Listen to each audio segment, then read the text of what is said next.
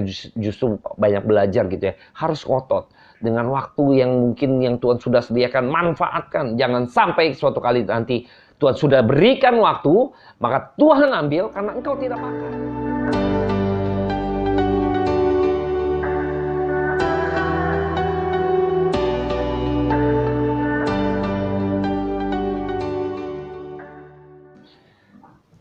Shalom, selamat malam teman-teman dan rekan-rekan sekalian. Pada malam hari ini kembali saya menyapa kita semua untuk kita boleh tetap menjaga kesehatan. Protokol kesehatan kita jangan kasih kendor, karena mengingat kita juga masih berperang melawan COVID-19. Biarlah pada malam hari ini kita terus boleh menikmati kebenaran firman Tuhan. Tetap tetap di rumah saja ini juga menjadi bagian bagaimana kita terus belajar, mau menuntut diri kita untuk belajar firman Tuhan. Karena Tuhan berikan waktu yang begitu banyak untuk kita semua bisa belajar firman Tuhan. Dan ini adalah satu kesempatan yang Tuhan berikan bagi setiap kita. Kiranya kita mampu melihat ini menjadi satu peluang bagi kita untuk belajar dan mengenal kebenaran firman Tuhan. Dari sanalah kita tahu bahwa di balik segala sesuatunya gitu ya, ada tujuan daripada Tuhan. Biarlah tujuan yang daripada Tuhan yaitu kita mengenal Dia di dalam kebenarannya, karena waktu kita cukup banyak. Mari kita manfaatkan. Mungkin satu waktu kali nanti kita tidak memiliki waktu yang begitu baik seperti saat ini di tengah-tengah pandemik, kita banyak di rumah saja. Biarlah kita manfaatkan dengan sebaik-baiknya. Sebelum saya mulai, saya akan berdoa terlebih dahulu buat setiap kita. Bapa dalam surga, terima kasih buat kebaikan yang Tuhan berikan sampai hari ini. Biarlah kami boleh terus melihat kebaikan Tuhan di tengah-tengah pandemi COVID-19 ini secara khusus, agar kami memanfaatkan waktu yang Tuhan berikan, yang Tuhan sediakan, untuk kami sebaik-baiknya pergunakan untuk mengenal kebenaran firman Tuhan. Untuk kami boleh terus makin hari belajar akan kebenaran firman Tuhan. Tuhan tolong setiap kami Tuhan. Urapi hati dan pikiran kami agar sesungguhnya kami boleh menerima pencerahan daripada Allah sendiri lewat perkataan firman-Mu. Tuhan, beracara atas setiap hati dan pikiran setiap jiwa-jiwa yang ada di rumah saja. Kiranya Tuhan memberkati setiap kami Tuhan lewat perkataan firman Tuhan. Pimpin waktu ke depan. Dalam nama Tuhan Yesus Kristus, hamba berdoa dan mengucap syukur. Amin. Baik, saya akan coba melanjutkan kembali tentang perbincangan percakapan Tuhan Yesus dengan perempuan Samaria yang beberapa waktu yang lalu sebelumnya, konten-konten sebelumnya saya coba membahas dan kita coba gali lagi pada malam hari ini. Yang saya ambil adalah scene ketika perempuan Samaria ini pergi meninggalkan bejananya atau tempat penampungan airnya gitu ya, tempayannya ya. Saya akan bacakan terlebih dahulu di dalam Yohanes 4 ayat 27 sampai 30. Saya akan baca, kita akan coba bahas di bagian ini terlebih dahulu.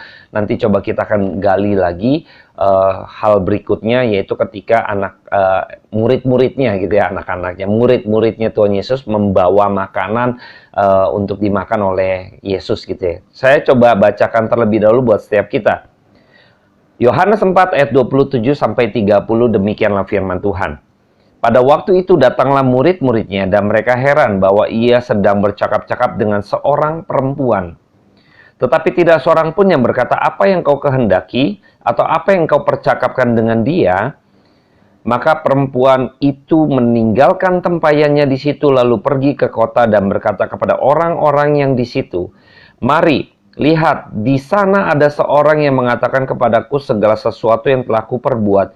Mungkinkah dia Kristus itu? Maka mereka pun pergi keluar kota lalu datang kepada Yesus. Nah, kita coba memberikan penggambaran dulu. Jadi sebelumnya ketika itu perempuan Samaria yang ada di sumur Yakub berbincang-bincang dengan Tuhan Yesus gitu ya, bicara mengenai air hidup gitu kan. Satu titik akhirnya perempuan ini merasakan ada satu pencerahan, dicelikan mata rohaninya sehingga dia bisa melihat Kristus, bisa melihat Yesus sebagai Mesias, utusan daripada Allah gitu ya. Lalu ketika itu dia melihat bahwa murid-muridnya sudah datang, murid-muridnya sudah hadir gitu ya. Nah, ada hal yang menarik gitu ya, yang ketika saya mempersiapkan pada bagian ini gitu ya, saya melihat juga ada bahasa gambar gitu ya. Kalau kita review lagi pada waktu di dalam Yohanes 4 khususnya ayat ke-7, Tuhan Yesus berkata memulai perbincangannya dengan meminta air ya. Saya akan coba kutip saja Yohanes 4 ayat ke-7. Kata Yesus kepadanya, "Berilah aku minum," gitu ya. Ya, jadi minta air dari sumur Yakub ya. Nah, pada waktu di ayat yang ke-28, maka perempuan itu meninggalkan tempayan di situ lalu pergi ke kota ya. Jadi meninggalkan tempayannya. Jadi ada bahasa gambar ya. Sebelumnya ayat ke-7 Tuhan Yesus minta air ya, beri aku minum. Terus ayat 28 di sini disediakan air tempayan yang berisi air gitu ya. Nah, ini menarik ya. Jadi di balik itu semua ada kemurahan yang dia dirasakan oleh perempuan ini. Dia membalas kemurahan yang dia dapat gitu ya dengan memberi air minum kepada Yesus. Karena pada waktu itu murid-muridnya membeli makanan, akhirnya murid-muridnya datang, maka perempuan itu melihat gitu ya. Di sini juga kita akan melihat bahwa murid-muridnya ketika datang, lalu perempuan ini ingin memberi satu kemurahan, dia letakkan bejana itu untuk dia tinggalkan, dan dia di sana juga kita melihat ada waktu gitu ya, ada waktu yang dimana perempuan Samaria ini gitu ya memanfaatkan waktu begitu rupa ya, begitu rupa. Ketika dia meletakkan tembayannya, dia sudah ngeklik dengan perkara-perkara rohani gitu ya, perkara-perkara yang lebih kekal gitu ya, yaitu membawa orang-orang untuk datang kepada Yesus gitu ya. Kita tahu pada waktu itu dia pergi, lalu dia ingin sebagai pemberita Injil, dia terlibat di dalam penjangkauan jiwa, dia memberitakan kepada tetangganya, rekan-rekannya, keluarganya, sanak saudaranya dan lain sebagainya yang ada di kotanya gitu ya, untuk dia bawa supaya dia juga merasakan, mereka semua ini orang-orang di kotanya merasakan terang itu, merasakan air hidup itu gitu ya. Jadi di balik itu saya melihat bahwa ada satu kerinduan yang meluap-luap ketika dia merasakan ada satu kelepasan dahaga secara rohani yang dipuaskan oleh Kristus melalui perbincangannya dengan Kristus di sumur Yakub gitu ya. Nah, saya mencatat beberapa hal gitu ya. Ketika meninggalkan tempayannya, kita tahu bahwa sekarang dia nggak mikirin perkara duniawi, sekarang dia perkara surgawi gitu ya, yaitu membawa jiwa-jiwa ya. Ini sudah berpaling gitu rupa gitu ya. Dan saya percaya setiap kita, jikalau Anda dan saya juga sudah begitu perkataan Allah, firman itu terus di dalam hati kita, menguasai hati kita gitu ya, maka hidup kita akan terdorong, tergerak menuju kepada hal-hal yang bersifat rohani ya, bersifat rohani. Roh Kudus akan dorong setiap kita untuk menuju kepada perkara-perkara yang bersifat kekal ya, memberitakan Injil, menjangkau jiwa ya, membawa jiwa kepada Yesus. Nah, ini perkara-perkara yang akhirnya saya yakini gitu ya, bahwa inilah pekerjaan Roh Kudus ya.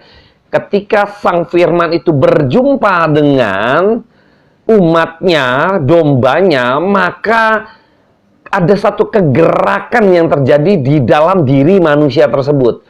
Ya, ketika umat pilihan di dalam kedaulatan Allah berjumpa dengan Sang Firman itu akan membawa orang yang berdosa ini untuk masuk ke dalam kerajaan Allah, bukan berhenti di dalam masuk kerajaan Allah, tetapi orang tersebut, manusia ini, pribadi ini akan bergerak menuju ke pekerjaan Allah yang bersifat kekal. Nah, ini luar biasa gitu ya. Ini sudah orang mengalami kuasa daripada firman itu gitu, maka Roh Kudus akan bekerja begitu luar biasa sehingga kita tidak bisa membendungnya, seperti mata air gitu ya, yang meluap, yang terus memancarkan gitu ya kepada hal-hal yang bersifat kepada Allah yang hidup atau perkara-perkara surgawi gitu ya.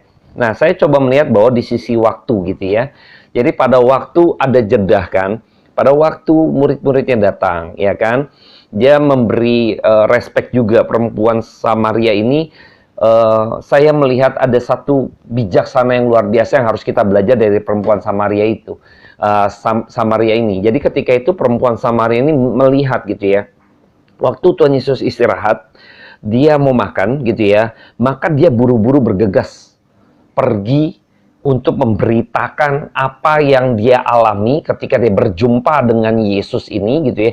Lalu dia mau membawa orang-orang ini yang ada di kotanya untuk membawa kepada Yesus karena mungkin kejadian ini tidak akan terulang. Maka dia melihat ada satu momentum, mumpung Tuhan Yesus saat ini dia lagi istirahat, dia mau makan dulu gitu ya di sumur Yakub, maka saya harus bergerak dengan cepat untuk saya bawa untuk kepada orang-orang di situ supaya mereka juga memiliki momentum untuk bisa merasakan apa yang saya rasakan, berjumpa dengan Sang Firman.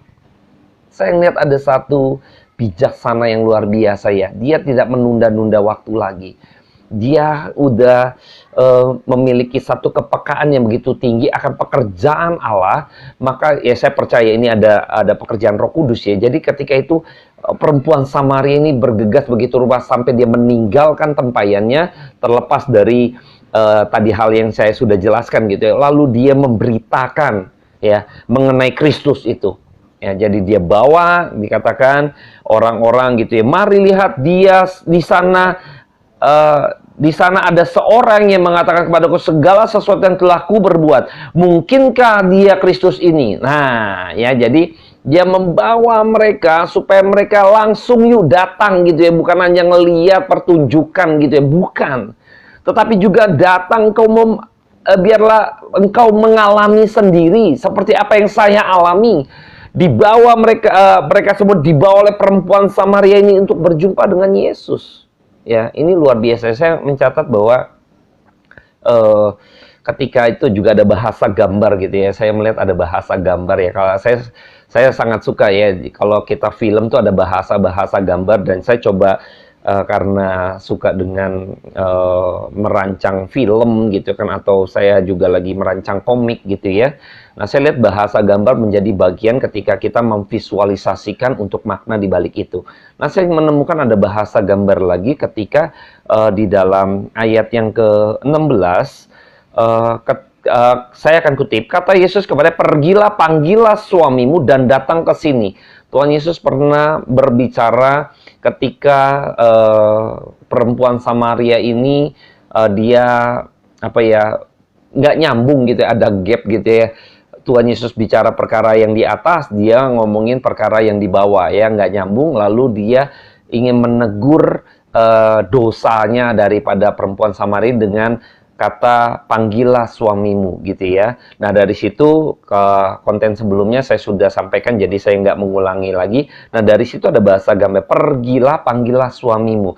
Sekarang dia pergi memanggil gitu ya, bukan hanya suaminya gitu ya, orang banyak gitu ya. Orang banyak gitu ya. Panggil orang banyak, entah itu saudaranya, kerabatnya, tetangganya gitu kan, koleganya yang dia kenal, siapapun dibawa gitu ya. Ya, di sini menarik ya, ada bahasa gambar, pergi panggil suamimu. Sekarang dia terdorong untuk memanggil jiwa-jiwa. Ya, memanggil jiwa-jiwa. Pada waktu itu kalau panggil suami untuk bisa mendengar dan belajar kebenaran firman Tuhan, sehingga suami mengajarkan kepada istri gitu ya. Nah, ini dia bawa orang-orang untuk dengar dan belajar dari Yesus, mendengar perkataan Kristus, mendengar perkataan yang hidup itu ya. Jadi dia bawa orang begitu banyak untuk bawa kepada Yesus. Ini menarik ya. Ini saya ngelihat bahwa ada satu keharmonisan gitu ya ketika Tuhan berkata-kata, berucap gitu kepada perempuan Samaria ini. Ada bahasa-bahasa gambar yang akhirnya kita lihat menemukan ada satu rencana skenario yang begitu luar biasa yang Tuhan di dalam kebenaran firman Tuhan yang Tuhan gambarkan begitu rupa gitu ya bagi setiap kita, sehingga kita dapat memahami bahwa kerinduan yang tak terbendung oleh perempuan Samaria ketika berjumpa dengan Kristus gitu kan, itu kalau bukan pekerjaan Roh Kudus nggak mungkin gitu ya. Nah, kita harus berpikir ulang gitu ya, sebagai orang-orang percaya, sudahkah kita memiliki kerinduan yang begitu besar, yang tidak bisa dibendung, sehingga membawa banyak orang dengan waktu yang dimanfaatkan, ya. Nggak mau kehilangan momentum ini. Ini luar biasa ya. Jadi dia bisa meninggalkan, dia menanggalkan gitu ya. Jadi dia manfaatkan waktu dengan luar biasa. Saya berharap kita para penginjil secara khusus gitu kan, kita para perhamba Tuhan, para pelayan, pengerja gereja, jangan pernah menunda gitu ya. Ketika ada satu momentum waktu gitu ya, mari kita manfaatkan, kita dengan kehausan yang begitu rupa untuk bisa membawa jiwa-jiwa gitu kan, bekerja, terlibat dalam pekerjaan Allah gitu kan. Jangan pernah menunda-nunda, karena mungkin waktu itu tidak akan datang lagi gitu ya. Kesempatan itu mungkin akan berlalu gitu, tidak akan datang lagi ya. Jadi kita harus manfaatkan waktu yang ada itu. Sementara kita sampai saat ini masih COVID-19, saya percaya ini juga waktu Tuhan, yang Tuhan berikan, yang Tuhan sediakan bagi setiap kita, untuk kita mau belajar firman Tuhan. Untuk kita memiliki waktu yang cukup baik sebenarnya gitu ya, di balik hal-hal yang mungkin tidak menyenangkan gitu ya. Tapi kita lihat di sisi lain, Tuhan sebenarnya mempersiapkan waktu yang begitu luas dan banyak bagi setiap kita. Untuk kita tetap di rumah saja dan difasilitasi gitu ya dengan teknologi seperti ini, kita manfaatkan dengan sebaik-baiknya. Kemungkinan mungkin waktu yang akan datang gitu ya, di masa yang akan datang, mungkin waktu ini akan menjadi langka bagi setiap kita. Mungkin kita sudah tidak lagi memiliki waktu yang baik untuk mendengarkan kebenaran firman Tuhan. Maka ketika ada waktu seperti ini, manfaatkan seperti perempuan Samaria ini. Jeli melihat bagaimana ada satu momentum yang dia harus gunakan dengan sebaik-baiknya. Bawa jiwa-jiwa kepada Yesus untuk orang-orang tersebut, mereka yang diajak dari kota itu, untuk bisa merasakan, mengalami, dan mereka akan memutuskan apa yang mereka dengar. Ya, luar biasa. Dia nggak memaksakan, dia Mesias. Paksakan gitu, apa yang menjadi keyakinan dari perempuan Samaria ini dipaksakan kepada mereka, jiwa-jiwa yang sudah mereka bawa gitu ya. Tidak. Tapi dia mengatakan, mungkinkah dia Kristus itu? Supaya apa? Kalian semua dengar baik-baik dan selidiki, pelajari. Mungkinkah dia Yesus? Gitu kan.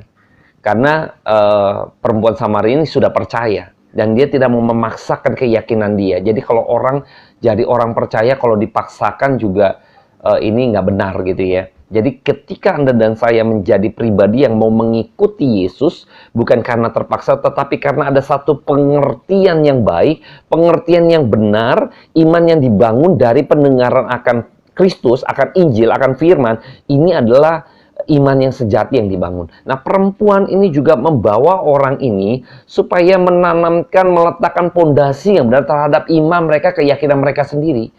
Bukan ingin memaksakan, dia loh Mesias, kamu harus percaya dia Mesias. Bukan demikian.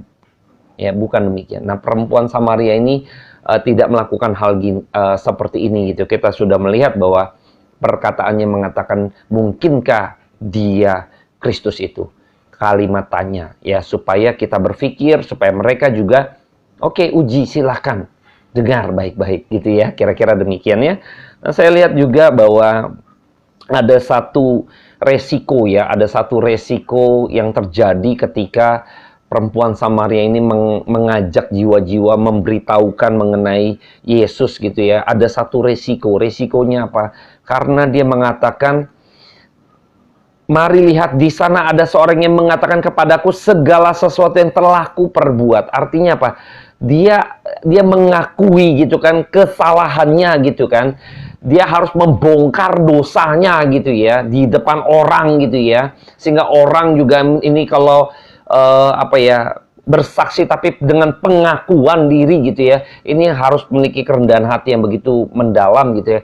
Bisa, karena banyak kan orang tidak mau mengakui kesalahannya, tidak mau mengakui keberdosaannya. Tapi perempuan ini penuh resiko. Dia mengakui itu, segala sesuatu yang ku perbuat, di sana ada orang itu. Yaitu apa? Yesus Kristus, Mesias. Dia mungkin waktu dia bicara gitu ya, dia bersaksi begitu, dia punya resiko. untuk dicemooh, untuk dihina gitu ya, untuk dikucilkan lagi gitu, untuk mengingat lagi masa dia gitu kan, betapa hinanya dan lain sebagainya gitu ya. Mungkin diejek dan lain sebagainya.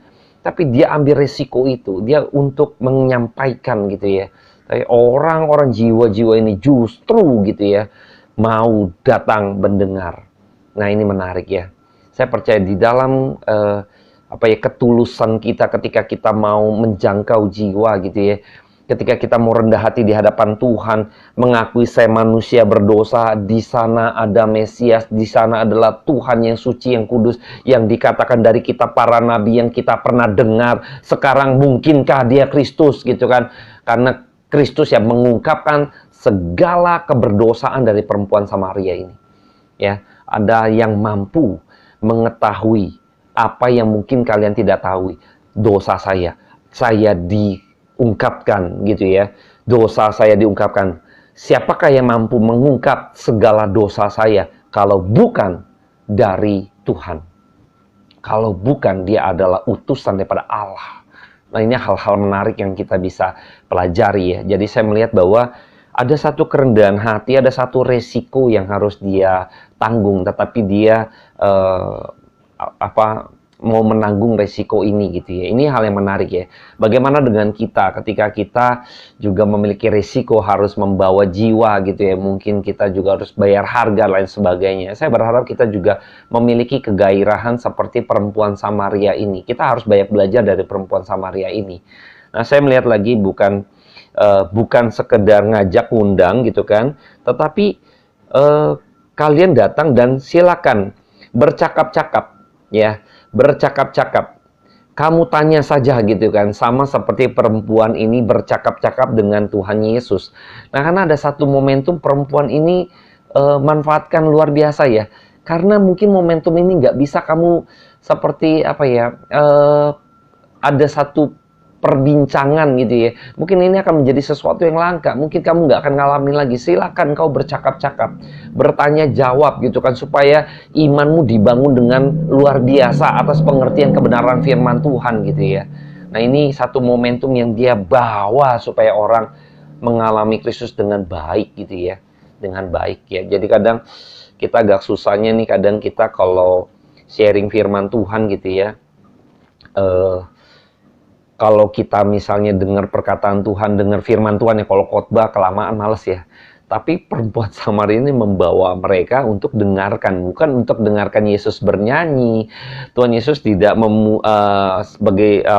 melihat Tuhan Yesus bernyanyi sebagai song leader atau apa, tidak gitu kan, atau bermain musik gitu kan, tidak gitu loh. Mendengarkan perkataan dia, mengenai perkataan Yesus sendiri gitu loh. Jadi bukan untuk hal-hal yang sifatnya yang tadi ya, menyenangkan telinga kita untuk kita dengar musik dan lain sebagainya, tidak. Tapi justru untuk belajar. Berapa banyak dari kita kalau kita misalnya tahan untuk dengar firman Tuhan. Ya ketika kita tahu misalnya ada acara, ada event, katakanlah rohani gitu ya. Tapi kalau event rohaninya apa dulu tuh? Oh kalau misalnya praise and worship night gitu kan, kita kayaknya mau datang ya dengan kerinduan, kehausan. Tapi kalau acaranya apa tuh gitu kan? Seminar gitu kan. Pendalaman iman Kristen misalnya atau apa gitu ya. Aduh mikir lagi gitu kan. Aduh ini belajar ya gitu, dengar khotbah ya berjam-jam ya. Udah kita nggak mau tuh. Kita belaga sibuk. Aduh saya nggak bisa lu, waktunya bentrok gitu ya. Aduh. Kalau kayak gini sangat disayangkan ya. Turut prihatin saya kalau ketika melihat orang percaya, orang-orang yang disebut orang-orang Kristen gitu ya, kalau misalnya tidak lagi mengingini belajar firman Tuhan. Saya pertanyakan kembali gitu ya, iman seperti apa yang selama ini dibangun oleh orang-orang seperti itu kalau tidak mau belajar firman Tuhan. Jadi perempuan ini ngajak orang-orang ini untuk belajar dari Yesus, belajar firman Tuhan. Belajar firman Tuhan. Bukan melihat Tuhan Yesus main kecapi, tidak melihat sedang membawa mereka untuk melihat sebuah konsep, sebuah pertunjukan, tidak. Untuk belajar. Kita harus memiliki kegairahan ini yang saya terus menggebu-gebu untuk kita yuk sama-sama memiliki kerinduan untuk belajar akan kebenaran firman Tuhan. Rindu bercakap-cakap dengan kebenaran firman Tuhan, dengan sang firman itu sendiri.